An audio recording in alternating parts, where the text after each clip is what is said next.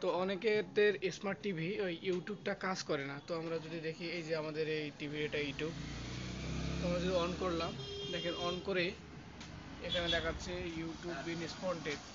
তো আমরা যদি এটাকে এরকম একটা যদি smart TV, smart YouTube TV, এটা আপনাদের আমাদের টিভিতে যদি অপেরাতে ঢুকি, অপেরা থেকে ডাউনলোড করে নিতে পারবেন। একটু ভালো করে দেখেন।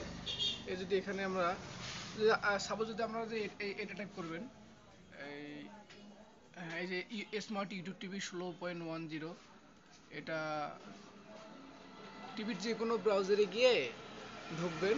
ঢোকার পর এই যে ওপরের ওয়েবসাইট আছে, ওপরের ওয়েবসাইটে ঢুকবেন।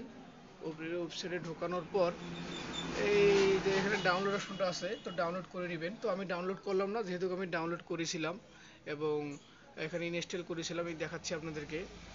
এই যেটা আমি ডাউনলোড করেছিলাম, তো আমি ইনস্টলও করেছি, সব কিছু করেছি। ইনস্টল করা স্বাভাবিক ব্যাপার, আপনারা যেভাবে ফোনের অ্যাপসগুলো ইয়া করেন সেরকমই। তো এই দেখেন, এই যে আমি এটা ডাউনলোড করে সামনে এনে রেখেছি।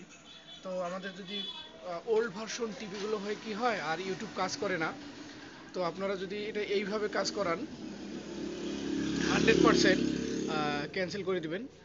100% আপনাদের এই যে ওল্ড টিভিগুলোতে ইউটিউব কাজ করবে, কোনো সমস্যা হবে না।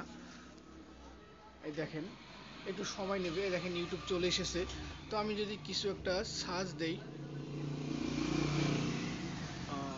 মনে করেন যে আমি কিছু এটা এই সং নিয়ে সার্চ দেই, সং সার্চ দিলাম। তো দেখেন এই যে সব কিছু চলে আসলো। তো ভিউয়ার্স, এটা সব কিছু এখন চলবে, সমস্যা নাই। তো এটা আজকে সমস্যা, মূলত এই সমস্যা ছিল। অবশ্যই যদি কেউ ভিডিওটি ভালো লেগে থাকে এবং ভিডিওটি উপকার হয়, চ্যানেলটি সাবস্ক্রাইব করবেন।